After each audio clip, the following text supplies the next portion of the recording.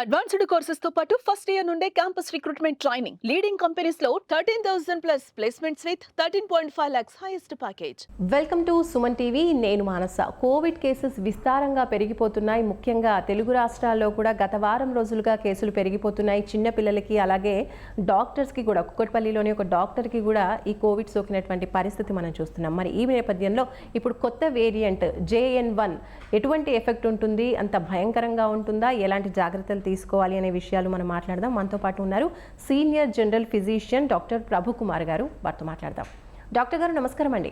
నమస్కారం డాక్టర్ గారు, ఇప్పుడు కొత్త వేరియంట్ JN1 ఎక్కువగా వ్యాప్తి చెందుతోంది 2 తెలుగు రాష్ట్రాల్లో. చిన్నపిల్లలకి కూడా సోకింది. కాబట్టి మీరేం చెప్తారు, ఈ JN1 వేరియంట్ ఎఫెక్ట్ ఏ విధంగా ఉంటుందంటారు? కోవిడ్ ఒమిక్రాన్ ఏదైతే దీని వేరియంట్ కి సంబంధించింది ఈ JN.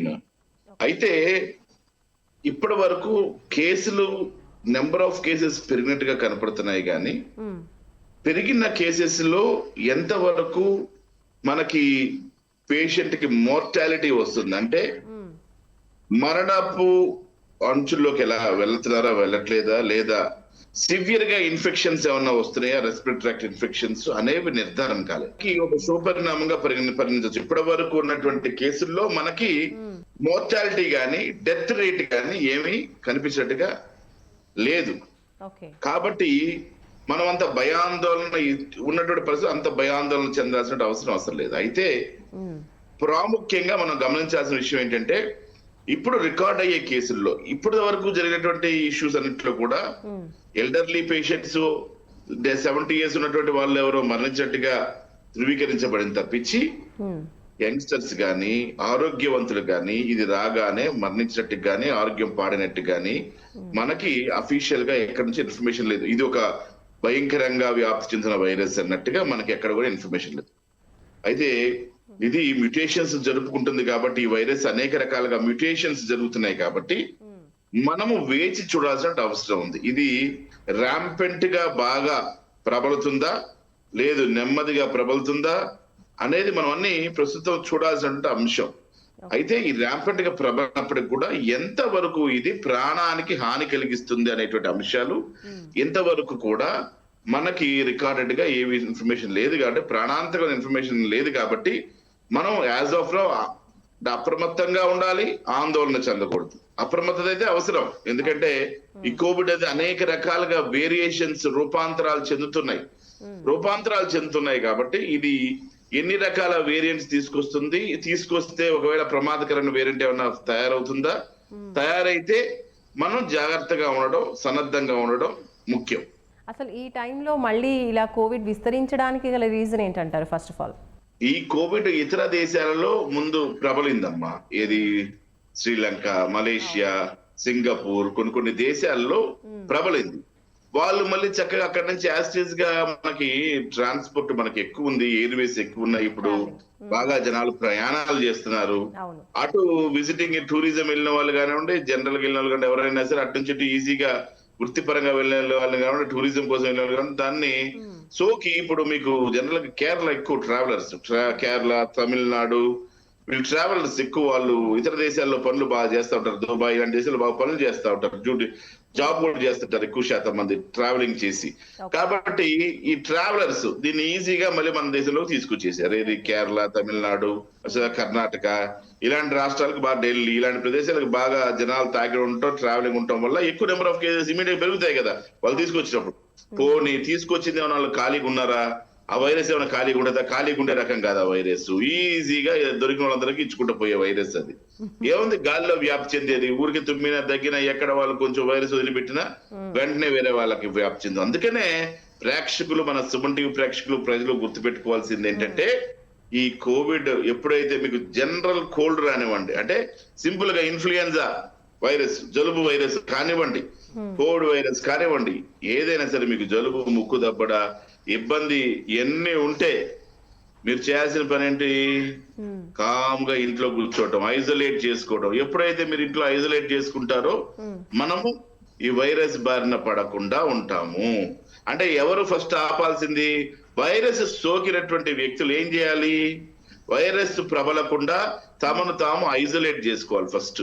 వాళ్ళు ఐసోలేట్ కనుక చేసుకుని వాళ్ళు స్వీయ నియంత్రణ అంటాం దీన్ని, వాళ్ళు గనక స్వీయ నియంత్రణ గనక స్వీకరించి ఎస్ మన వల్ల ఇది వ్యాప్తి చెందకూడదు అనేటువంటి బాధ్యతాయుతంగా వాళ్ళకంటే యంగ్ పీపుల్ వాళ్ళు ట్రావెలింగ్ చేసేవాళ్ళు నాకు జలుబు తగ్గే కదండి ఏముందని చెప్పి ట్రావెలింగ్ చేసుకుని తిరిగారు. ఇంకా ట్రావెలింగ్ చేసి వచ్చి మళ్ళీ ఆఫీసులకు వెళ్ళి అక్కడ 10 మందికి, ఇంట్లో 10 మందికి, ఆ చుట్టుపక్కల దారిలో వెళ్తా, దారిలో 10 మందికి, 20 మందికి, ఎంతమందికి వస్తే మందికి ఫ్రీగా ఇచ్చుకుంటూ పోతా ఉంటే ఏముందమ్మా, ఎక్కువ రూపాంతరం చెందే అవకాశం ఉంది.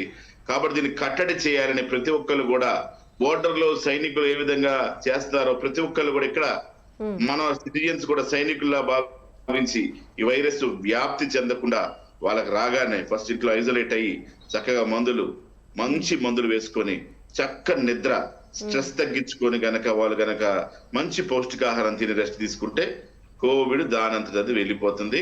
దానివల్ల మనం చూసాం చాలా కేసులు ధైర్యంగా ఉన్న వాళ్ళందరూ మానసికంగా ధైర్యంగా ఉన్న వాళ్ళు ఎంతమంది కోవిడ్ వచ్చింది, ఏం కాలేదు, అందరూ బ్రహ్మాండంగా ఉన్నారు. కాబట్టి ముందు మానసిక ధైర్యం, మంచిగా మందులు వాడుకోవడం, చక్కని రెస్ట్ తీసుకోవడం, మానసికంగా మనం ప్రశాంతంగా ఉండడం అనేది ముఖ్యమైనటువంటి అంశం. ఓకే, ఇప్పుడు మొన్న పాక్తో యుద్ధం జరిగిన నేపథ్యంలో యుద్ధం తర్వాత మళ్ళీ చైనా నుంచే ఈ వైరస్ వచ్చింది అని అంటున్నారు. సో దీనిపై మీరేమంటారు? ఇప్పుడు నేనేమంటానంటే ఇది ఒక ఇంటర్నేషనల్ సమస్య. అప్పుడు కట్టడి చేయలేదు, ఇప్పుడు కట్టడి చేయలేదు. ప్రపంచ దేశాలన్నీ మరి ఒక దగ్గర 150 దేశాల వరకు ఈ జబ్బు వచ్చింది. మొన్న మనం తెలుసుకుంటే దేశాలన్నింటిలో ఈ జబ్బు 150 దేశాల పైన 160 దేశాల పైన ఈ జబ్బు ప్రబలింది. అయితే మరి ఈ ప్రపంచ దేశాలన్నీ కూడా ఫస్ట్ టైం వచ్చినప్పుడే ఎందుకు ఒక ఇంటర్నేషనల్ కోర్టులో అప్పీల్ చేసి ఇది ఎలా జరిగిందని ఒక పెద్ద ఇన్వెస్టిగేషన్ ఎందుకు చేయలేదు ఏంటి అన్నది ఎప్పటికీ ప్రపంచానికి అంతుపట్టని ప్రశ్న ఇది. నువ్వు అడిగిన ప్రశ్న మీరు అడిగిన ప్రశ్న ప్రపంచానికి అంతుపట్టని ప్రశ్న. ఇంటర్నేషనల్ కోర్ట్స్ ఉన్నాయి. ఇంటర్నేషనల్ కోర్ట్స్ అనేక కేసులు వేస్తుంటాం మనం. ప్రపంచ దేశాలన్నీ కానీ WHO కానీ దీని మీద ఒక ఇన్వెస్టిగేట్ చేయాలి కదా. ఫస్ట్ టైం వచ్చింది ఎక్కడి నుంచి వచ్చింది అన్నప్పుడు ఒక క్వశ్చన్ మనకి డెవలప్ అయినప్పుడు వెంటనే వాళ్ళు అక్కడ నుంచి ఇన్వెస్టిగేట్ చేసి ఇది ఎలా వచ్చింది ఏంటి, చైనా పైన మరి వాళ్ళు అప్పుడే ఒక డెసిషన్ తీసుకొని అనేక విషయాలను వాళ్ళ మీద ఇన్వెస్టిగేట్ చేస్తే బాగుండేది. మరి మీరు ఇప్పుడు ఇట్లా అంటున్నారు కాబట్టి మరి అలా ఉండుండొచ్చేమో చైనా నుంచి కూడా తెలియదు మనకి. కాబట్టి దీన్ని ఒక ఇంటర్నేషనల్ ఏజెన్సీకి అప్పచెప్పి దీని మీద ఇన్వెస్టిగేట్ చేయడం చాలా ఉత్తమం. ఓకే, సరే, ఒక కామన్ పర్సన్గా ఇప్పుడు అడిగే క్వశ్చన్ ఏంటంటే, ఇప్పుడు గతంలో మనం కోవిడ్ వచ్చినప్పుడు వ్యాక్సిన్స్ తీసుకున్నాము, అలాగే బూస్టర్ డోసెస్ కూడా తీసుకున్నాం. కాబట్టి ఇప్పుడు మనం సేఫే అనుకోవచ్చా, లేదంటే మళ్ళీ బూస్టర్ డోస్ తీసుకోవాలా? అంటే మీ శరీరంలో యాంటీబాడీస్ IgG, IgM అని యాంటీబాడీస్ ఉంటాయి. IgG యాంటీబాడీస్ లాంగ్ గా ఉంటాయి అనమాట. కోవిడ్ IgG యాంటీబాడీస్ కనుక కావాల్సినంత ఉందనుకోండి, మీరేం భయపడాల్సిన అవసరం లేదు. కోవిడ్ వచ్చినా కూడా మీ శరీరంలో యాంటీబాడీస్ దాన్ని ఖతం చేస్తాయి. సో IgG యాంటీబాడీస్ అనే పరీక్ష ఉంటుందమ్మా. IgG యాంటీబాడీస్ అనే పరీక్ష కనుక చేసుకుంటే, కోవిడ్ యాంటీబాడీస్ పరీక్ష చేసుకుంటే మనకి కోవిడ్ వచ్చినా కూడా ఏం కాదు. ఒకవేళ ఇప్పుడు ప్రతి ఒక్కళ్ళు వ్యాక్సిన్ తీసుకోవాల్సిన అవసరం లేదమ్మా. ఎవరైతే వ్యాధిగ్రస్తులు ఉన్నారో, ఇమ్యూనో కాంప్రమైజ్డ్ పేషెంట్ ఉన్నారో, లైక్ HIV, TB, తర్వాత డయాబెటీస్, హైపర్ టెన్షన్ లాంటి జబ్బులు, అనేకమైన కోమార్బిడ్ కండిషన్స్ లాంటి సమస్యలు ఉన్నవారు ఉన్నారో వాళ్ళు వ్యాక్సినేషన్ తీసుకోవటం మంచిది. మిగతా వాళ్ళకి పెద్దగా ప్రమాదం ఉండదు. ఎందుకంటే ఇంతవరకు ప్రమాదంగా ఉన్నట్టుగా మనకి ఎక్కడ కూడా కనిపిస్తలేదు. ఓకే, ఇప్పుడు మీరు అన్నట్టుగా ఇప్పుడు ఇతరత్ర హెల్త్ ప్రాబ్లమ్స్ ఉన్న వాళ్ళు జాగ్రత్తగా ఉండాలి అంటున్నారు. వాళ్ళు ఎలాంటి జాగ్రత్తలు తీసుకోవాలి మరి? ఇతరత్ర ప్రాబ్లమ్స్ ఉన్నటువంటి వాళ్ళు పౌష్టికాహారం తీసుకుంటూ, ఇలాగ నేను ఇందాక చెప్పా కదా, ఎవరికైతే కేవలం జలుబు కావచ్చు, కేవలం జలుబు వచ్చినప్పటికి కూడా వాళ్ళతో కూడా కేర్ఫుల్ గా డీల్ చేయటం అవసరం. జలుబు వచ్చినటువంటి వాళ్ళతో దూరంగా ఉండడం అవసరం. అసలే మీకు జబ్బు ఉంది, మీకు ఆల్రెడీ ఇమ్యూనిటీ కాంప్రమైజ్ ఉంది, కాబట్టి పౌష్టికాహారం, టైంకి మీరు వేసుకోవాల్సినటువంటి మందులు వేసుకోవటం, చక్కని నిద్ర, స్ట్రెస్ లేకుండా ఒక 8 గంటల పాటు అద్భుతమైన నిద్ర కనుక పోగలిగితే మీకు ఎటువంటి ఆరోగ్య సమస్య రాదు. సో ఈ రకంగా మనం చేసుకోవడం ద్వారా ముఖ్యంగా కోవిడ్ కానీ లేదా జలుబు లాంటి సమస్యలు ఉన్నటువంటి వాళ్ళు కానీ ఉన్నప్పుడు వాళ్ళతో దూరంగా ఉండడం అనేది వీళ్ళు చేయాల్సినటువంటి మొట్టమొదటి పని. ఇప్పుడు కాఫ్, కోల్డ్, వర్షాకాలం కాబట్టి మనం పిల్లల్లో కూడా తరచుగా చూస్తూ ఉంటాం. కాబట్టి ఈ కాఫ్, కోల్డ్ ద్వారానే మనకి కోవిడ్ అనేది కూడా సేమ్ సిమ్టమ్స్ అనేది చూపిస్తుంది. కాబట్టి పిల్లల్లో ఎక్కువగా ఈ ప్రభావం ఉంటుందంటారా, కోవిడ్ ప్రభావం? ఇక్కడ ఎట్లా అంటే అమ్మా, ఎప్పుడైతే మీకు జలుబు, దగ్గు, జ్వరము, గొంతు నొప్పి, శరీరం అంతా బాధ, ఇబ్బంది, అలసట, మందులు వేసుకోగానే ఒక 5 రోజులు తగ్గిపోయింది అంటే ప్రాబ్లం లేదు. 5 రోజులు దాటి కూడా తగ్గకుండా గనక ఉంటే, 5 days దాటిన తర్వాత కూడా మీకు తగ్గకుండా గనక ఉండి, అదే విధంగా ఫీవర్ రైజ్ అవ్వటం, బాగా టెంపరేచర్ ఉండటం, జ్వరం ఉండడం ఎక్కువ, టెంపరేచర్ కంట్రోల్ లేకపోవడం, 104-105 డిగ్రీల టెంపరేచర్ రావడం, బాగా వీక్నెస్ అనిపించడం, అనీజీగా ఉండటం, ఇలాంటి సందర్భాలు కనుక ఉంటే అది మనము తీవ్రమైనటువంటి దగ్గు రావటం, ఆయాసం రావడం అలాంటి కనుక ఏమైనా ఉంటే మనం అది కోవిడ్ గా పరిగణించేటువంటి అవకాశం ఉంటుంది.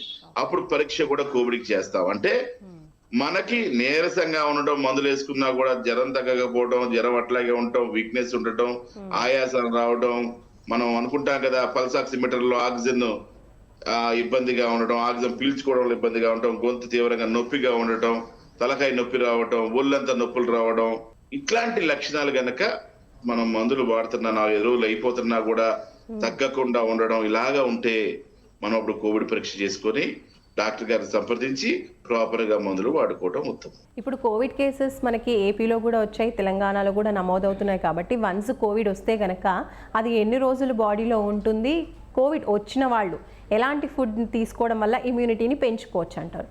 జనరల్ గా ఈ వైరల్ ఇన్ఫెక్షన్స్, ఇవన్నీ వైరల్ ఇన్ఫెక్షన్స్ అంటాం. ఓకే. ఇవి ఎంటర్ అయిన తర్వాత 2-3 రోజులు ఇంక్యుబేషన్ పీరియడ్ అయిపోయిన తర్వాత, ఇంక్యుబేషన్ పీరియడ్ అయిన తర్వాత మనలో లక్షణాలు కనపడతాయి. ఈ లక్షణాలు 1 నుంచి 14 రోజుల దాకా ఉండేటువంటి అవకాశం, కొంతమందికి 21 రోజుల దాకా ఉండేటువంటి అవకాశం కూడా లేకపోలేదు. అయితే మనం ఏం చేయాలి, ప్రాపర్ డైట్, చక్కని ప్రోటీన్ డైట్, బాదం పప్పు, వాల్నట్స్, తర్వాత జీడిపప్పు, బాదం పప్పు ఇలాంటి డ్రై ఫ్రూట్స్ వాడటము, అంటే ప్రోటీన్స్ ఉండేటువంటి ఆహారం, కోడిగుడ్లు, తర్వాత చక్కని మటన్, చికెన్, ఫిష్, ప్రాన్స్, అంటే ఇవన్నీ మరి పడని వాళ్ళు ఉంటారు, తినని వాళ్ళు ఉంటారు. అదే వెజిటేరియన్స్ వచ్చేసరికి మష్రూమ్స్, తర్వాత లెట్యూస్ లీవ్స్, ఇట్లాగా రకరకాల కాంబినేషన్స్ వాడుకుంటూ ప్రోటీన్ డైట్ ని బాగా పెంచుకోవటం, కోడిగుడ్లు, పాలు, ఫిష్ ఇట్లాగా వీటిని ప్రోటీన్ డైట్ పెంచుకుంటూ, ప్రోటీన్ శాతాన్ని పెంచుకుంటూ ఒక బ్యాలెన్స్డ్ డైట్, ఏది ఎక్కువ వద్దు ఏది తక్కువ వద్దు, కొంచెం ప్రోటీన్, కొంచెం కార్బోహైడ్రేట్, కొంచెం ఫ్యాట్, ఇట్లా కొంత ఫైబర్, ఇలాగా సమాహారం కనుక భోంచేయగలిగితే, మంచి పౌష్టికాహారం కనుక తీసుకోగలిగితే, ఇప్పుడు నేను చెప్పేటువంటి బీన్స్ ఉంటాయి, ప్రోటీన్ అంటే మరి వెజిటేరియన్స్ కి మష్రూమ్స్ లో, బీన్స్ లో, తర్వాత చెన్న, చోలే, ఇలా రకరకాల ఐటమ్స్ ఉంటాయి. అట్లాగే ఫ్రూట్స్ లో వచ్చేసరికి జామ పండు, సిట్రస్ ఫ్రూట్స్ అంటే విటమిన్ సి, ఆరెంజెస్, తర్వాత బత్తాయి, ఇలాగ రకరకాల సిట్రస్ ఫ్రూట్స్ తీసుకోవటం.